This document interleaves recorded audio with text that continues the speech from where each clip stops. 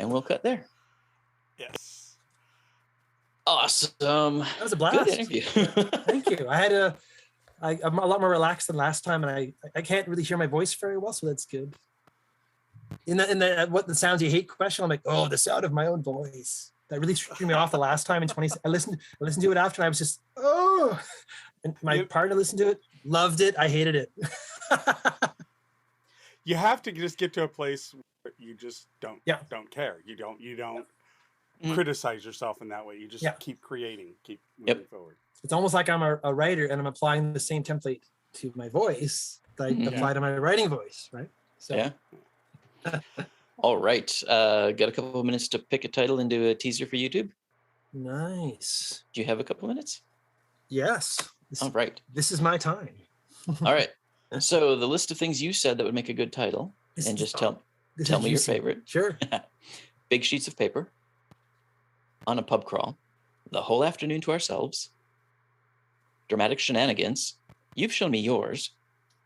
I really love flashbacks, but it's complicated. We were just getting to the good stuff. Proclivity, or seduction starts in the mind. Oh my gosh, there's so many. They're all good. And you said all of them. I know. Wow. Welcome to Season 7, Episode 15, Dramatic Shenanigans.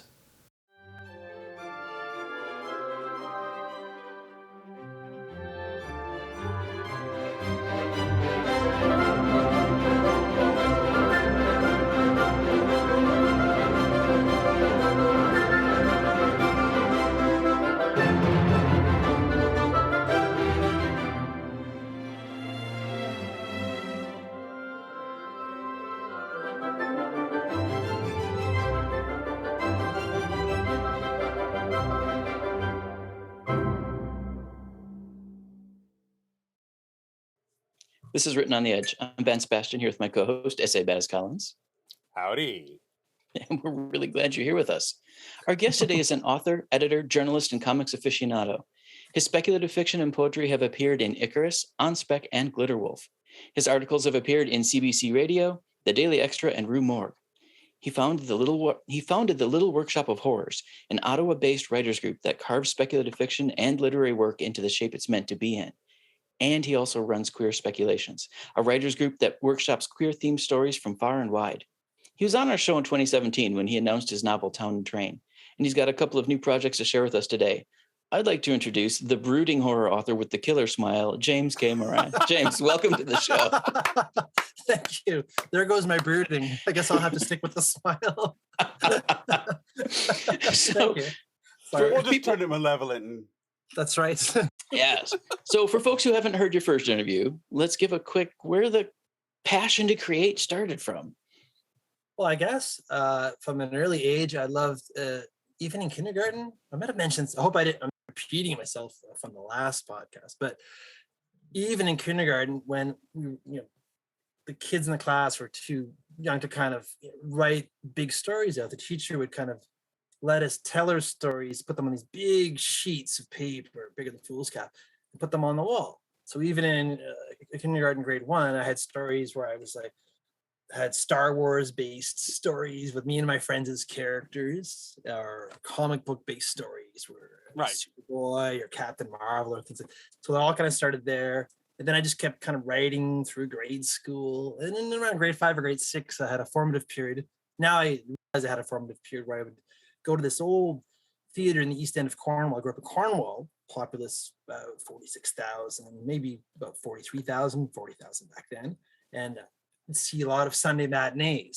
So creature features like The Blob, Creature from a Black Lagoon, Abbott Costello, Frankenstein the Werewolf, all these great little 1950s kind of gems, and also kind of maybe some double features, Star Wars and Empire Strikes Back, because Return of the Jedi wasn't even out yet. That's how early it was in the 80s. So that kind of firmed up my love of horror and fantasy, and I just kind of kept on writing as Candace Dorsey said on the last podcast you did. I was kind of a baby writer, and I just kind of kept going. Yeah, writing stories throughout grade school, and then started really hitting it grade 8 or grade 9 and kept getting encouragement from every English teacher that I got. They were very thrilled to have a student that was actually interested. I can just see James with his comic book. But now in this panel we have.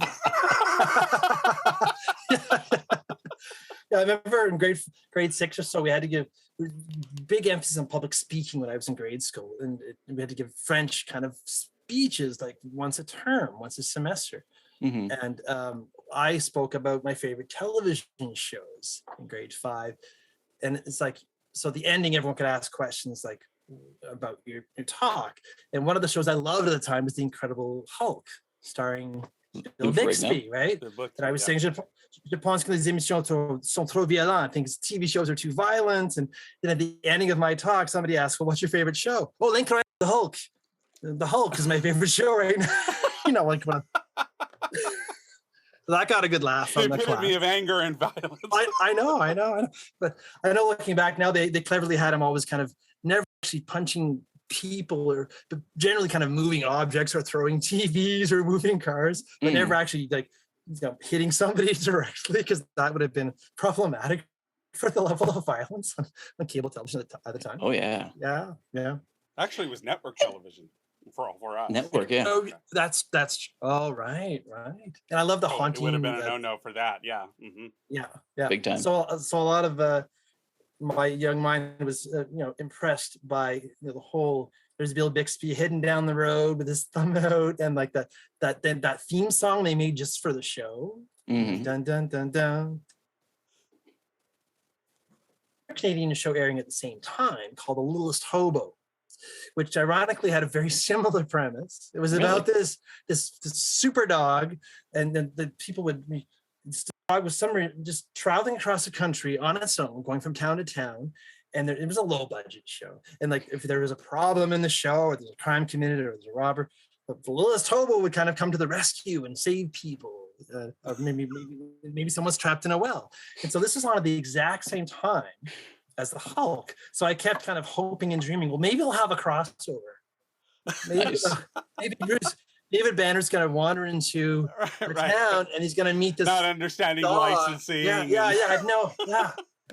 And at the time for the Hulk show, they changed his name is Bruce Banner in the comics, but the rumor was at the time it's Bruce's middle name because Bruce sounds too queer, so they made it David Banner. Oh no, Bruce is too effete sound, so it would be David. That's why it was always David Bruce Banner in the intro. That's always been a story behind that. Like, of course, I know none of that back then. Right. But now sure. It's still. Yes. Well, talking about big burly men, you have a new book to promote. This is absolutely true. So I the other year, last year, I was wanting to kind of open up my editing shop. So I do editing here and there and a lot of freelance. And so I asked Steve Berman of Lethia Press, hey, can I do some editing or some proofreading? So he says, I'll try you out on Burly. And I'm like, what's Burly? Well, Burly, this is what Burly became. So I ended up proofing this whole thing, which is Burly Tales. Very nice. Fairy tales for the hirsute and hefty gay men. And chock full of contributors from everywhere. So I'm proofreading it. It's going really well. And then I asked him, there's only one other Canadian contributor in here. And it's Melissa Ewan Innes, who is a spec fic and a mystery writer here in Ottawa. She's also a doctor. So busy. Wow. And so I made the case, well, there's, according to the CRTC, the Canadian Radio and Television Commission, there should be enough Canadian content in here. There should be at least 2 Canadian contributors in this American anthology about burly men. And he bought the joke. And I said, well, with mine, it'll be, the second Canadian contribution. And also I knew that I thought, well, it was getting a little slender at the time. And I thought, well, you can't have an anthology called Burly. It'd have to be slender. So I convinced him, and he said, okay, yeah, no slender Burly. Man. And he said, I love the wonderful cover art here with the Rapunzel story, which is that is awesome. It's a really naughty story called it's called I believe it's Lessons Learned. And basically Rapunzel has been locked in the tower by his dad because he's been sleeping with all sorts of men. And he's not sure whether it's all the men or the quality of the men. Anyway, he's locked up in the tower now to learn a lesson. And of course, the huntsman comes calling and discovers he's got this long beard. Okay. So my publisher, Steve Berman, I nicknamed him the Duke, had suggested, well, how about you do the shoemaker's elves? Do that fairy tale, because I knew exactly what was in here. And I thought about it. No, I don't. That doesn't really speak to me. I thought about it. I went doing a lot of walks at the time during COVID last year, daily walks, and I'm like, well, how about the Billy Goats Gruff? And he was kind of cynical. And I said, well, let me get the story. So he gave me a couple of weeks to get the story together, redrafted it. And it's a modern take. It's about these three best friends walking over from Gatineau, over the bridge into downtown Ottawa. It's post-pandemic. It's been 6 months. It's over and everyone's partying. So it's like, I don't know if you've ever been to Ottawa, but on Canada Day, that's the biggest party in the nation's capital. So in my story, everyone's partying like it's Canada Day because the pandemic is over. So these three friends who've known each other for a good 20 years, they're all going on a pub crawl, basically. So I get to work in all these Ottawa references with the American Embassy and the National Gallery, and they go to a local bar that I know, Twizzles, and they run into a real live drag queen that I know named Dixie Lander. She's kind of a legend in Ottawa for the past 25 years. And so I kind of work in all these great little side stories about other fairy tales. And one of the friends, of course, is a big, hairy dude. And on the way to the bar, they see a whole, this ferry passing under the bridge, and it's a bunch of leather guys that are all partying. And then, so they ask them, why are you partying? And they're like, well, we're the 12 dancing princesses, honey, and we're going looking for princes. And so there's kind of a fun little subplot with all these big leather dudes, which are also kind of based on amalgamations of people and characters that I've known. Mm-hmm. So I had a real blast telling that story. And I wanted something upbeat and about friendship. Right. Yeah. And about these guys getting out. And so in the opening scene, they're all just kind of looking at the water. They stop and they're smoking a joint. And they're like, oh my God, when's the last time we did this? It's because they've all been like sequestered, right? Right. So in the end, the Duke was like, well, it wasn't a love story, but I really like how it was about friendship, and the anthology really needed that. And so he liked it so much. He moved it up to he gave me the marquee spot. He gave me the first spot, which was really nice, a nice honor. And since then, he's been really, really pleased because he's really happy with the product and the editing, or the proofreading rather. But in the end, really good reviews. So we're really happy with that. So nice. The Library Journal raved about it, and Publishers Weekly raved about it. And so it worked out pretty well. So Burly, and it's there on the Leafy site, and so far everyone I've been talking has really been enjoying it. Some of the stories are naughtier than others. Well, that's what you want. You want a plethora of different stories. Yes, that's right. Yes. There's a particularly one of my favorites. I like them all, of course. One of my favorites is called "The Giant Problem" by Charles Pézeur, and it's a queering up of Jack and the Beanstalk. But it's told from the perspective of the giants. And he's single, and he's not out to his family, and he's just kind of living on his own as a bachelor. And here comes this little twink. Yeah. So he gets a human infestation, like he starts like Jack. He finds that humans invading his place, but he's a vegetarian and he's afraid of humans. Like some people are afraid of mice. So he has to get in a fumigator. He's a big, burly, lumberjack kind of giant. And maybe they'll have romance. Maybe they not. Maybe they won't. Maybe not. So it's a fun. Stay tuned. Yeah. I want to tease. I don't want to give too much away. So. Right. Excellent. Yes, that's Burly. So that was last year. Yes. And obviously you were doing the proofreading either early last year or the year before. Yeah, started in early in the new year, and it finally came out. The book actually came out in August. Okay. In the summer. So how has editing life been going? It's been a go-go. Between this, and I've taken on a few other projects mainly for Leafy Press, and also for aspiring local poets. And every so often I'll do a manuscript for the Writers Union of Canada, because I'm a member, so I'll get a piece to look at. So basically, as much work as I can handle is kind of been crossing my desk, which has been great because I've been doing a number of my projects, but I kind of wanted to have an editing shop going as well during the pandemic. Define editing shop. editing shop, basically anything I'm doing that's for other clients, not for my own self. So I'll either do substantive edits or line edits or proofreads, which proofreads are the best because you just kind of make everything look pretty. You make sure everything's in order. But when you get into like a deeper edit, then it's much more involved. So I've been doing a lot of fiction, mainly fiction titles for Leith Press, a couple of other novels as well. Okay. Yeah. I was just curious because editing shop, I was also wondering if that was more like workshop group stuff, but it's not. I was just clarifying.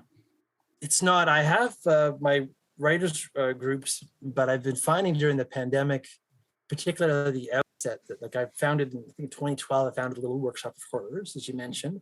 And Queer Speculations is kind of an on-off group where I bring in kind of guest authors, and I have because everything can be done on Zoom now. Right. I can bring them in from anywhere.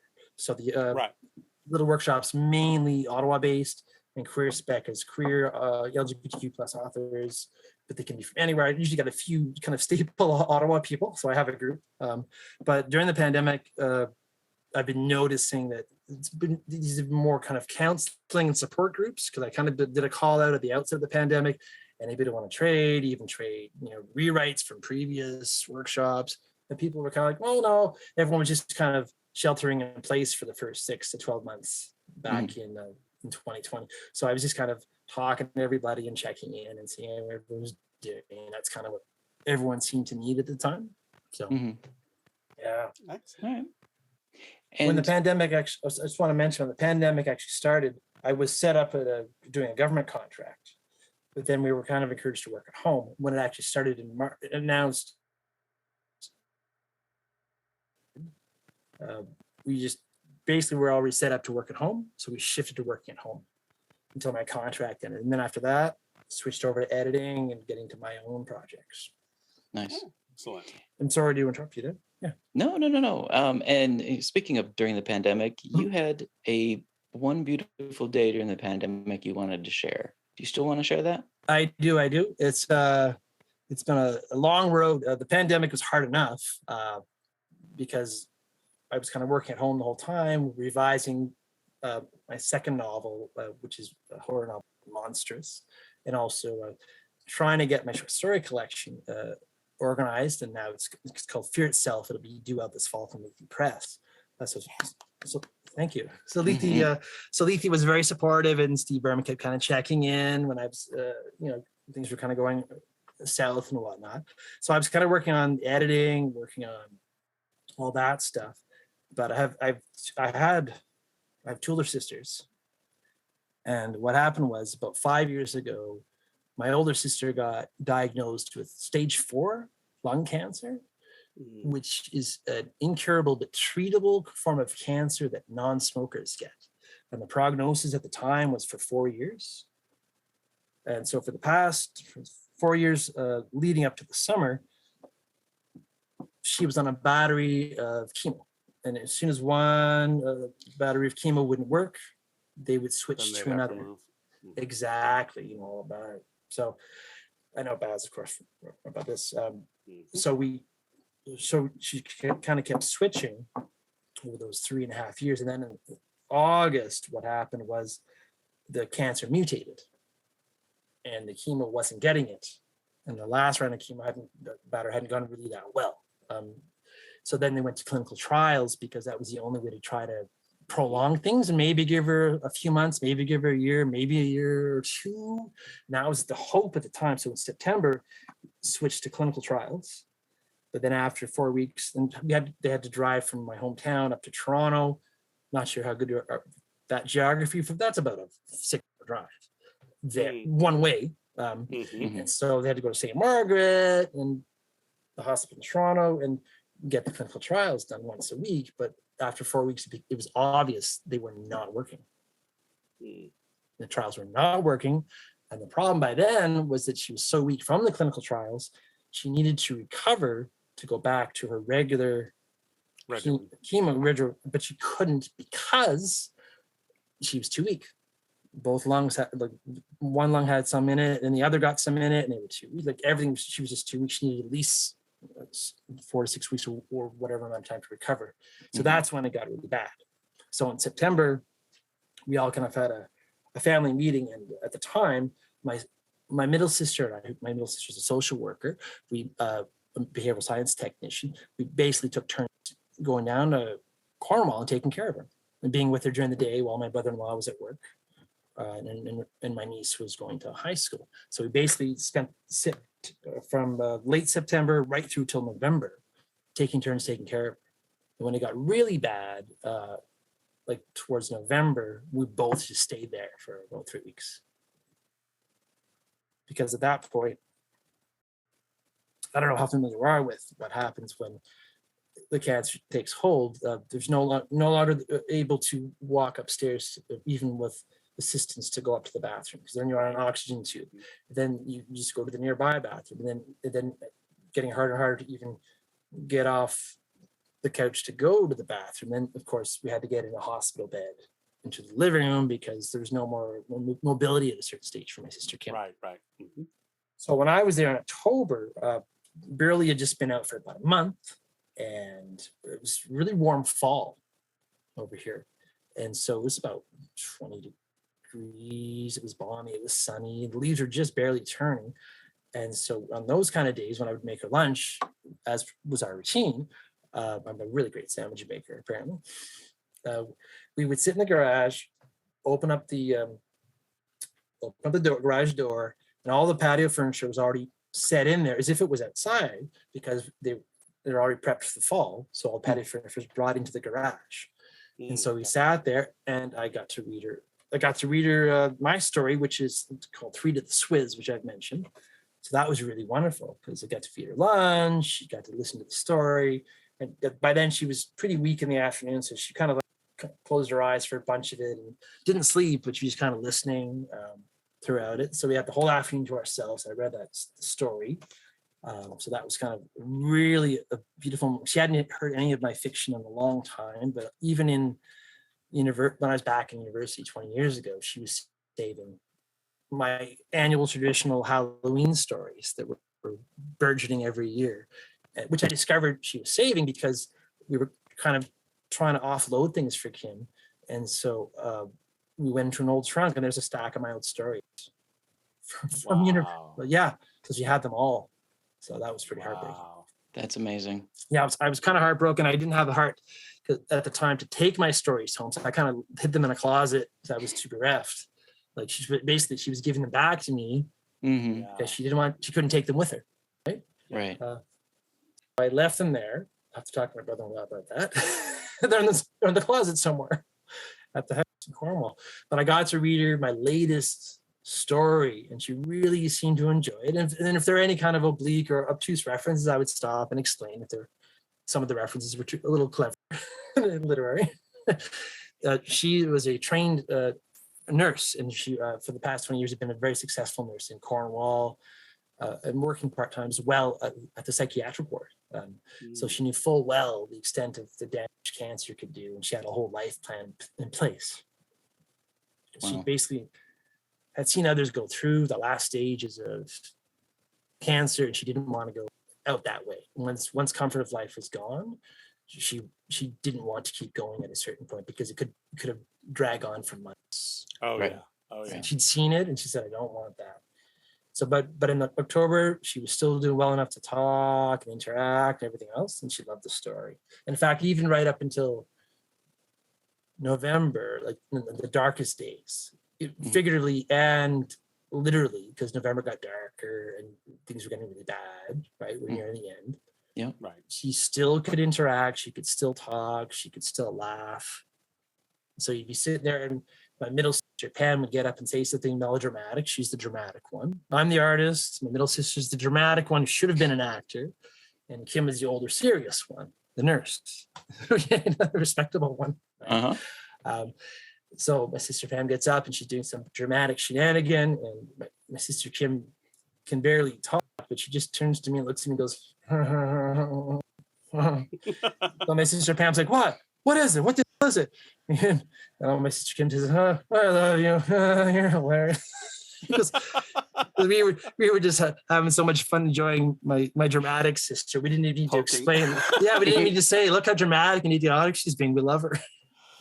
So even towards the very, very end, like even the day of or the day before she passed, if you were talking to her and you said something funny, or she overheard us fighting in the kitchen over supper stuff, she loved it. She wanted to be close to life, right? So if you made a joke or you said something to her, even though she was just lying there, she could barely move at that point, right? Because at that point, the circulation had stopped in her feet, and her feet were turning gray and stuff.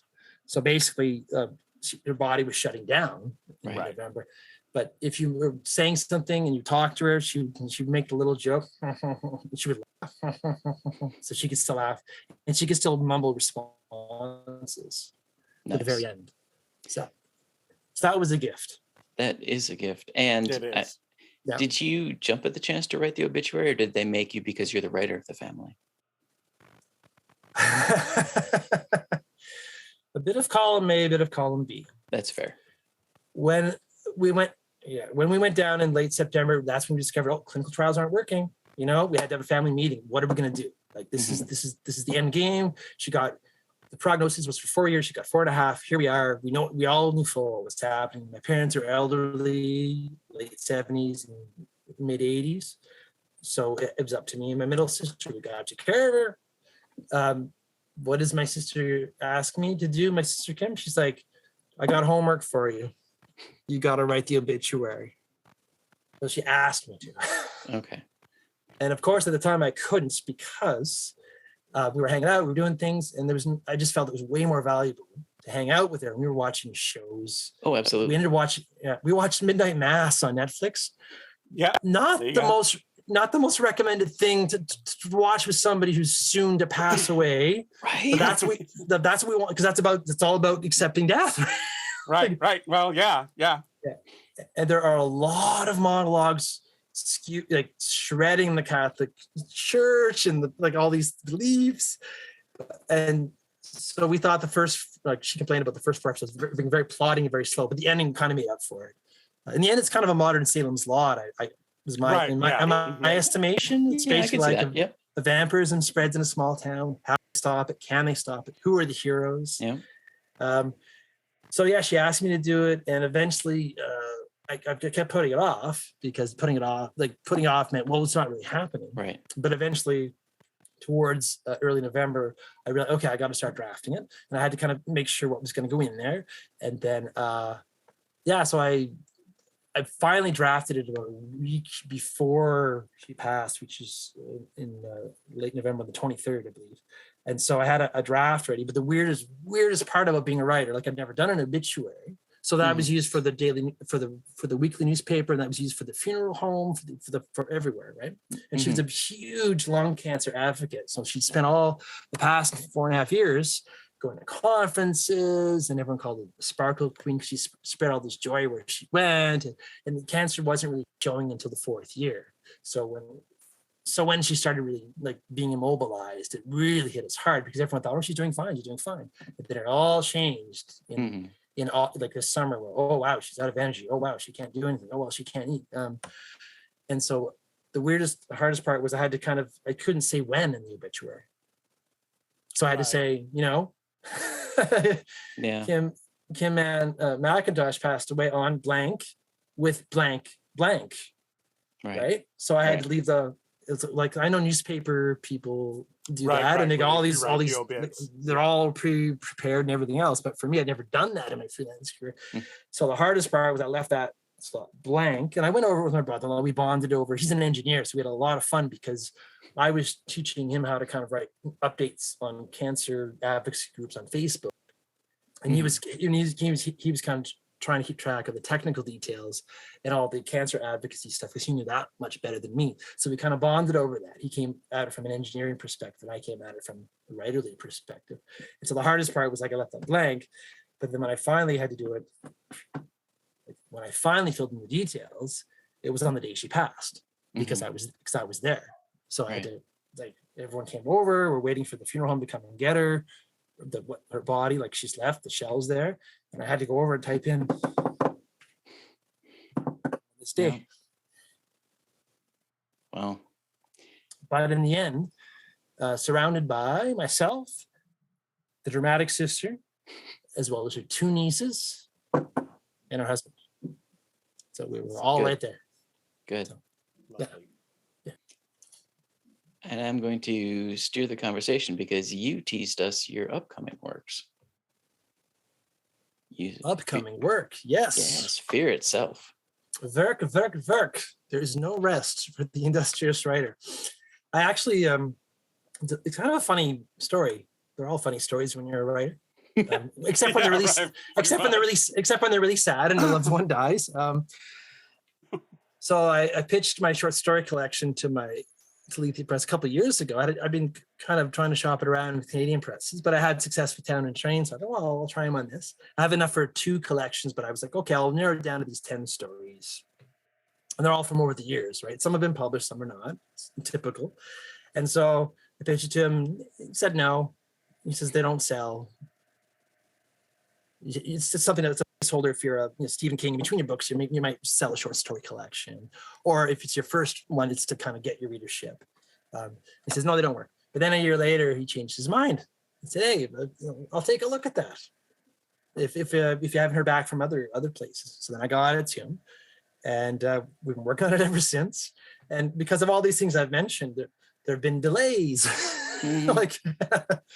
Well, I was on the home stretch finishing revising the stories in the fall. And then, of course, my sister, I had to go take care of my sister. So that put a big break on that. Right. But he's been more than understanding, checking in with me. How's it going? And talking about the stories and brutally honest, looking at a story saying, you know what? I look over this story and I realize I don't remember it. I can't stand this story. Let's talk about why I can't stand this story. So great, fantastic. Thanks, Steve. But that's what you want, right? Then I realized one of the stories was from my mid-20s, and it's about hanging out and drinking, and there's a funeral in it and everything. Somebody, but it's basically like you have no reason to like these characters. They're just kind of it's kind of a vignette about me and my best friend in our 20s, but I don't give the reader reason to swing for you or to get behind you. You're just kind of following these people through all these things. Mm-hmm. They go into the bar, driving around, doing this, bitching about life, but you have no reason to like them. And they make a pact to see, like Houdini did, like with his wife, if one of us dies first, I'll come back and let you know. And that's what that story's about. But it was kind of a rough 20-something story, right? Sure. But the rest of the stories, about a third are previously published. One, which is called Living Under the Conditions. I got published on Spec up here in Canada back in 2006, and it was nominated for the Journey Prize, which is a fairly prestigious prize that goes typically to literary stories. So that story is in there, and the premise of Living Under the Conditions is that there are a certain number of set conditions that enable human beings to live, like oxygen being available on the world, on Earth, gravity, the laws of physics. And so in this story, the premise is that a wormhole is discovered not far from Earth. And so capitalists, explorers and attempt to capitalize on this wormhole by using it for something, for financial gain, and something goes wrong. It goes badly. And ever since then, all the conditions that permit human life, like, keeping time periods separate in space-time continuum, at any given time, they'll change. Like gravity will just vanish and be floating around, or downtown will smush up against the prehistoric era. You'll see a pterodactyl flying around the buildings, or dinosaurs running amok. Nice. So it's basically about how the world's gone. It's a metaphor for, the world's gone kind of mad, and my character's trying to find a job at this company called Time Incorporated. It's try not to harness it, but kind of roll all these changes and make a lot of money off it. Yeah. So the original story collection title was Living Under the Conditions, but we decided that kind of sounds like a self-help book. Yeah, I can see that. Now that you say that, I can see that.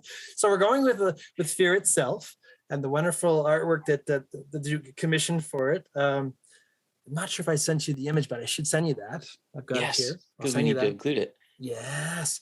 I should have sent you that before. My apologies.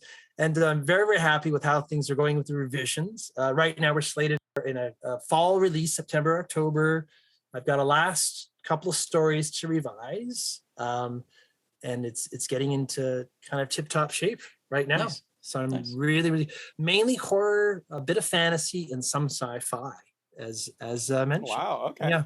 Nice. Good blend. I've got this one story called Monitored, where there's these young parents, and they're using baby monitors to listen to the baby in the crib, and then some other voice starts talking to them. Some other entity is in the baby's room, and it has all these nefarious designs on this baby. and so then the parents are not sure, are we just kind of sleep deprived, or is something really terrible and cosmic happening? That's the premise of Monitored. So pieces like that, the kind of playing with the fears of new parents. Kind of gives me the creep show kind of like feel to it. You know what I mean? Yeah. And it's another piece called Glimpses Through the Trees, and it's about this couple driving around Prince Edward County, which is kind of in south eastern Ontario. It's wine country. Okay. And they're basically, the whole story is a chase story. They're fleeing this thing that if you look at it you can't look at it directly, you can't see it. You can look at it out of the corner of your eye. Right. Mm-hmm. If you look at it directly, it sees you and it pursues you. And it's an old kind of folk kind of creature called Glimpses Through the Trees. It's called out by the local indigenous populace. And basically it comes out once a fall, and it wants sacrifice. And so that's the premise of Glimpses. The whole thing is they're just racing. They're trying to get away from this thing. Wow. Excellent. Yeah, and that was in the... Go ahead. No, I was going to move on and ask how much of Monstrous you were sharing. Oh, how much of Monstrous? Monstrous is my second horror novel. Mm-hmm. Baz may have already heard tell of some of Monstrous, and it might have been promised a sneak preview of this. Also delayed because of the pandemic. Yes, no pressure. Because in the outset of the pandemic, I was like, "Hey, Baz, do you want to look at this?" He's like, "Sure." Because I looked at Beware of Mohawks Bearing Gifts, a wonderful book. I'm glad you placed it. 5-star, right? Yeah. Yeah, 9-star. 9-star. 9-star. Pardon me. Can't believe I shortchanged it by 4 stars. It's a fun little horny book. Beware of Mohawks Bearing Gifts. It's fun. It's fun. You know. Natives are pretty randy. People don't know about that. I love it. That's great. More of that. It's a well-kept secret. Yes. So I love looking at that. So you've offered to look at. You've shown me yours. I've offered to show you mine. That right. Came out kind of hot, bottily there. Hottily is the adverb. Hottie is the person. Yeah. Mm-hmm. So, Monstrous, I thought it'd be ready at the outset of the pandemic. Oh, it's not ready, because I was really challenging myself with Monstrous. It's set in 2012. It's not a sequel to my novel, The Town and Train, but basically it's got a couple of characters that were in Town and Train. Like I've got Richie O'Donnell, who was a constable in Town and Train, and now he's an out queer cop in Brandon, which is my stand-in fictional Cornwall, of where I grew up. And so he kind of runs outreach groups for LGBTQ plus counseling, and he also does outreach for the cops as well. So he's kind of a liaison officer for that, and he's a sergeant now, so he's moved up a bit. And it's basically the premise of Monstrous is a bunch of seemingly unrelated characters converge at a retrofitted inn called the Old Dubliner, which is kind of in the middle of nowhere in southern Ontario, where guess what? There's spotty Wi-Fi, because there actually are spotty Wi-Fi spots in a lot of southeastern Ontario. And so you find out through the course of flashbacks. I wanted to do a really big flashback novel. So I've got my present day story where they're all kind of converging there, and they're there to hear the reading of the reveal of a codicil. I don't know if you know what a codicil is. It's a legal term I've learned about. A codicil is the change to a will. So basically, it's kind of an addendum that comes after a will, that the person who makes the will tells the lawyer, listen, I'm going to leave my last will and testament, but I also want an addition and to open this after the will is all settled and everything else. So everyone's there to hear about this codicil from this old kind of terrible person named Robert McMahon III. And his grandson,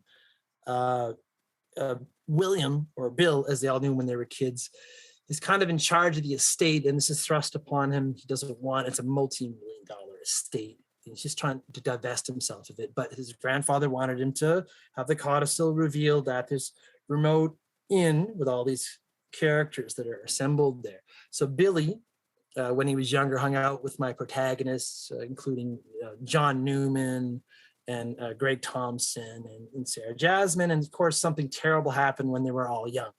And when they were all young, William was a closeted, queer, kind of bullying kind of character. So they were all 17, something awful happened.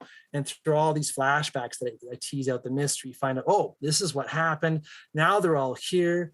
And there's some sort of nefarious plot afoot because his grandfather was not a nice guy. And he set up all sorts of nefarious magical things to happen at this retrofitted place at the old Dubliner. And so basically they're all kind of stuck there. And the grandfather thinks that William was cheated of his birthright because something that happened with these kids when they were younger. All these other kids had these weird things happen in their lives, and they went off and had bizarre lives. Like my John Newman character has let's just say when there's a full moon, John Newman is not the same person for a little while. and Sarah Jasmine can actually manipulate and hurt ghosts and phantoms, and you can see them, which is very unusual, even for apparitions and ghosts. They don't understand that. And another friend from Greg Thompson, who was in Town and Train, he vanished after the ending of Town and Train. He was never seen again. The body was never recovered. So in the hometown of Brandon, there's all this graffiti, weird places saying, "Where's Greg Thompson? Have you seen Greg Thompson?" Because in 1990 he vanished. In the ending of my book, Town and Train, the car was recovered that he was in. It was totaled. That his body, not even a dental record, was found. So there's this mystery surrounding that. So they're all at this old Dubliner. The codicil's revealed, and there are nefarious plans afoot. And will William actually kind of reconcile with John and Sarah about all these bad things that happened in the past? What's going to happen now, kind of thing. And I've also got these kids in there. These I can say 22-year-olds are kids now at this age. So I've got my the children. Children. So I've got Dave and I've got Joshua, who were staying at the inn. And Dave, Joshua's a blooming artist, but he's a math major, but he's always sketching things. I was always interpreting and drawing things. He's wonderfully talented. And his friend Dave is openly queer and recently had a fling with a very straight acting and presenting friend Brooke. And Brooke's back and Brandon kind of trying to come to terms with it. Like, what happens now? I thought I was straight. He's a plaid wearing, kind of heavy metal loving kind of kid. It's like, well, this thing happened. What do we do now? And so Dave is depressed. So Joshua convinces him to get this weird invitation to go to the inn because they're there for the codicil reveal as well. And you'll find out, well, what are they doing there? What do these kids have to do with all this stuff?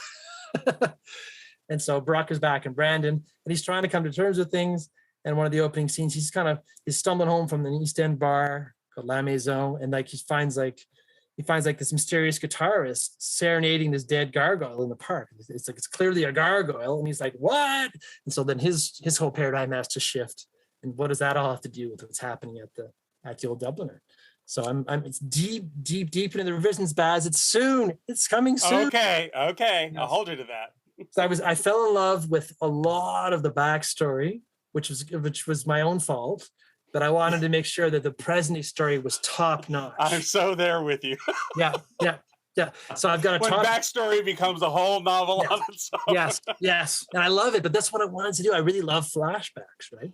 Mm-hmm. And so I have all the flashbacks that are lined up, but it's complicated because there's so many. And the present day storyline, I'm finally happy with it. And I kind of wanted to do something that wasn't a sequel to Town and Train. I wanted to kind of play with a few things first. I'm going to do a sequel to Train. I've kind of started on that too. But I kind of wanted to do Monstrous first because I had all these kind of things I wanted to do with these characters. I was just way too intrigued to see, well, what's Dave going to do? Are Dave and Brooke going to be a couple? Are they still going to be friends? Like, what's happening with Richie O'Donnell and Brandon? Like, he's an openly queer cop in a small town, and he's just trying to make. And I give Richie O'Donnell the whole classic kind of pulp treatment where he's got like an ex who's calling to come get their stuff, and they were together 15 years, and his ex moved to Montreal, and so he's got that whole like miserable single guy thing going on, which I think is a fantastic kind of motif to have for poor Richie O'Donnell. He's such a great guy, and it's kind of a nice little background touch too. it's all set over the same couple of days in mid-October 2012.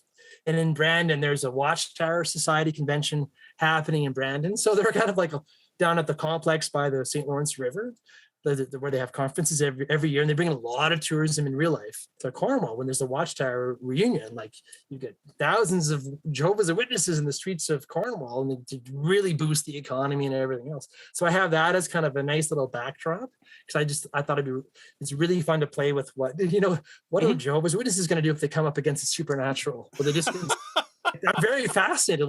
Will they just consider, this is a corrupt world, I should expect that, or what is that? Like, what are they just going to think it's literally something biblical, or are they going to think they won't be able to process it? So, and I managed to work in halfway through the book an undead Jehovah's Witness who believes he's going around trying to kind of spread the truth, the word about the truth, but in fact, what he wants to do is just eat people. Like, he's trying to talk to them. He's just trying to maul them and take their body parts apart. Okay, I have a really serious question here. Sure. What the hell did your kindergarten teacher think of your storytelling? Was she in therapy after you? Actually, I remember that they had a nervous breakdown shortly after. I thought it was just coincidence. Just kidding. Yeah, I didn't get to the. Actually, it's funny. I wish you had been in my second grade year, because we had a teacher she was phenomenal. She was one of those teachers that connects with the kids on a level that most teachers try to, but they never can make that bridge. And she used to play this is of course back in the 70s when I was there, but we had movies on film, not video, but actual film. And she would play the Fantasia sequence for the dinosaurs. And while the kids were watching it, she would go into the closet and put on a Tyrannosaurus head and these little claws. And then she would come creeping out when the music started. And when it was the fight between the Tyrannosaur and the Triceratops, she'd come out and she'd lunge kids. Oh my God. Scare the shit out of them. But the kids loved her. They loved her because she would do things like that. And she'd have the kids invent ways to set booby traps for the janitors. No. What was her name? Do you remember her name? Her name was Chattel, Mrs. Chattel, Sue Chattel. And she was phenomenal. And to be quite honest, it was kind of sad because a lot of the other teachers really didn't mingle with her. She was kind of an outcast amongst all the teachers, but the kids loved her. Yeah, we were solidly in her camp. Second grade was the best year I ever had. If we were in grade school, we would have been like, okay, what were you called in grade school? Didn't go by Baz, or did you go by Baz in grade school? No. That's an author name. Yeah. So they would have said not Baz and Jamie. So Jamie, you're going to the back. So I went by Jamie then, my nickname, Jamie. Right. There you go. I would have been like, oh, come on, we're just getting to the good stuff, right? Right. Oh, she sounds utterly. She was phenomenal. She was phenomenal. Yeah. She would have loved your stories. She would have really gotten into your stories. She would have said, "Let's act them out. Come on." Yeah. Oh, it would have been fun. I confess, I didn't actually. I had a best friend in grade school who ended up going to a different high school. So in when we saw the writing on the wall in grade 8, when we knew he was going to go off to a different high school, as a JW, he couldn't socialize it with me unless we studied together. So we kept studying throughout high school. So I was almost converted to being a Jehovah's Witness when I was in high school. That my intellectual rebellion was like, I'm gonna go build a Kingdom Hall in Montreal this weekend. And my parents, what? So he told his parents, and they were like, yeah, he can go. We'll build the Kingdom Hall. Well, because they can build one in 3 days. They've got all the contractors, all the electricians. They got everybody that can build a kingdom in 3 days, like top to bottom, including the security system, carpenters, everything.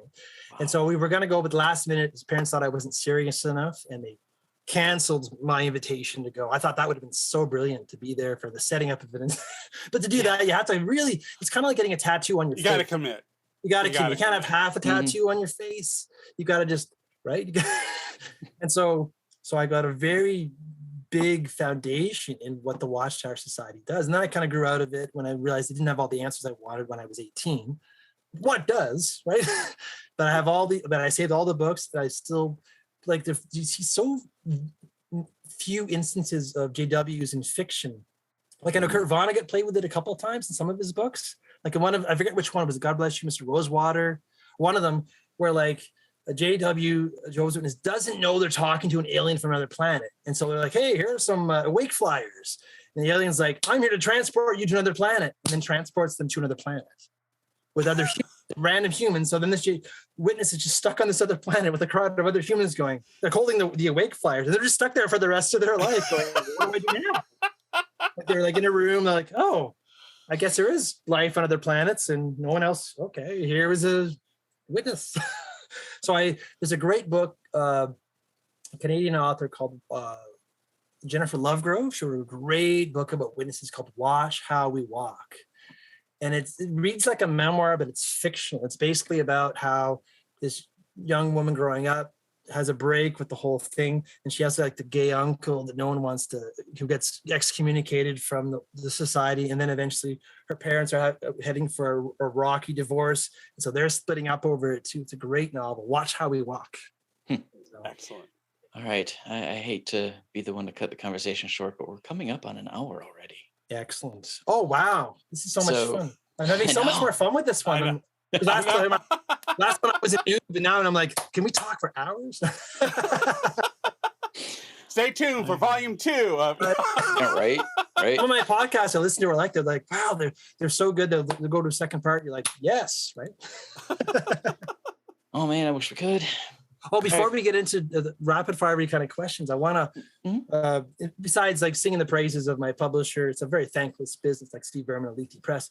I want to also say, if Jerry Wheeler is listening, I really want to work with you, because one of the things that's got me through the pandemic is checking his posts on Facebook about, he does a rundown of Star Trek The Next Generation episodes. And I'm rewatching those with my son. And I'm just like, Jerry is by all accounts, a great fellow to work with. And he just had that new, the new novel out called Pangs. I haven't had a chance to get it yet. Mm-hmm. You know? But I've been kind of always chatting with them on Facebook. I'm like, I really want to work with him on a project. So Jerry, if you're listening. There you go. There you go. Let's work together. All right, folks. We at Written on the Edge are proud to introduce you to new media by queer content creators. If you enjoy learning about these artists, please like and subscribe so you get alerts for new episodes. So we've kind of covered your what's up next. Which socials are you most active on? Currently, I'm really digging Instagram. I like sharing really cool photos on Instagram. Mm-hmm. And I am James the Balladeer on Instagram, which is a tribute to the John the Balladeer character from Manly Wade Wellman, for those who know. The silver strung guitar, writing the supernatural and the Appalachians and all that. I'm also, I really like Twitter still. I not everyone's into Twitter, but I prefer Twitter to Facebook because I find that I get a lot more traction and a lot more response. Mm-hmm. Nice. Yeah, those are my tops right now. And I've got a blog, of course, right? JamesKman@blogspot.com. So. And you regularly post reviews. This is correct. It's been quite a burgeoning review year. Like I just recently reviewed The Ghost Finders by Adam McComber. Nice. I just did that for Plenitude, your queer literary magazine. It's out in Vancouver. Nice. And I also reviewed The Burning Day by Charles Pezet, who's one of the contributors from Burly. That's for Strange Horizons, my first time with them. That was really fun. So great collection. Every character in this collection is LGBTQ plus. Nice. He loves to play with pronouns. He comes up with all sorts of new pronouns.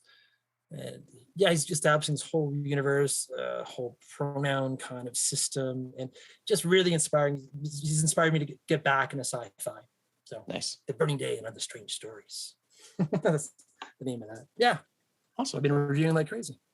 Do you have any final words of wisdom for people? Wisdom. It's always a tough one. But in terms of, I'll answer a couple of quick ways. One, in terms of the pandemic, things that have got me through, listening to podcasts, stretching every day, working out every other day, like push-ups, sit-ups, trying to get out for a walk once a day, even if it's a 15-minute walk, finding music. One of the things I should have said that I love the sound of, anytime that Eddie Vedder can hit the notes in the songs that he can really hit, I'll play that. I'm not a big fan of his new album, but I love a lot of his classic stuff and the live stuff he does. He sings happy birthday to people on YouTube. So stuff like that. I really like to get on YouTube and find wonderful little live musical performances, not only by Eddie Vedder, but by anybody. I really like those during the pandemic. It's really helps me kind of get through. So those are my kind of tips for the pandemic. At least those have worked for me. Nice. Music, exercise, walking, giving yourself a break, doing what you love, and avoiding bad habits. And what I call bad habit barnacles is when your bad habits have other bad habits attached to them. I call them the BHBs, bad habit barnacles. So I've developed a few of those. So I've got to work on those. There you go. Yeah. And as a writer, I used to talk all the time about all the agony I was having revising Monstrous. And in the end, what's worked for me as a writer, like I always think of all these self-doubts about this, that, and the other. And then I call it ass in chair method, where I get my ass in the chair, I commune with the work in progress. And almost every single time I do this, I realize I kind of like what I'm reading here. And this is like all the self-doubts evaporate. I'm like, there's so much good. I just got to keep sanding it up, work around the edges, sculpt it, make it into what it wants to be. James guy knows what he's doing. You ever do that? You're like, I wrote this? It's beautiful. And then you think, why was I writing? Because the writers are just, plagued with self-doubts. But what's worked for me is sitting down. Well, if it's not good enough, make it good enough. And often it's just like 3/4 of it is, it's just really good. And I'm like, and I'm just communing. And it's almost like the art is telling me, well, listen, just get going on. The vessel. Mm-hmm. Yeah, just come on, just communicate it. And you got to spend more time. You never take me out. You never dress me up. We never go anywhere. Sit down and we'll talk and we'll get out. And that's what it feels like with our work in progress. And when I actually do that, I'm like, wow. So that's my advice to everybody writing at any stage. Sit down and do the work and eat, don't give up. I'm kind of on a high today because recently we had some really good news in the house. Somebody might have had a manuscript accepted that it's been chopped around for a number of years. I can't reveal any details until the ink's dried on the contract, but it's really a happy house because between that, that's really so the moody boy is not so moody today, huh? No, I can't brood as much. I'll just have to smile and be like. That should be the name of your imprint, by the way, Moody Boy Productions. You know what? Brooding off their production. Yes. And the other bit of good news for the house is in the fall, during all this terrible stuff happening with my older sister, I got a lead on a new job at the library, and she insisted I apply for it. And would you believe the interview for the job was 2 days after she passed? Wow. My mom's like, you've got to do the interview. I'm like, well, gave myself the day to think about it, and I could do it. I had to do a 10-minute presentation about stuff. And I did it, and I got this wonderful permanent part-time gig with the library. And I got that throughout all this stuff. And I just started 4 weeks ago, a bunch of training. So yeah, good news. That's why I'm on a high today, because of that. And the good news with that manuscript, but we'll have to reveal the details later, of course, for that. All right, folks. Written on the Edges, produced by Rogue Ravens Media. For our disclaimers, links to social media, our listen stations, or to sign up as a guest, visit www.rotepodcast.com. If you enjoy learning about new artists, please like and subscribe so you get alerts for new episodes. If you want to support us, hit us on Patreon. Throw a couple bucks our way. We'll keep the lights on. We want to extend a huge thank you to James K. Moran for being with us. James, thank you so much. You're welcome. Always a pleasure, guys. Always a pleasure. So much fun. Yeah. Now, pick up Burly Tales from Leafy Press. Follow James the Balladeer on Instagram. And welcome to the world of the brooding author with the beautiful smile. We'll talk to you all again soon. Bye-bye. Thanks. Thanks, everybody.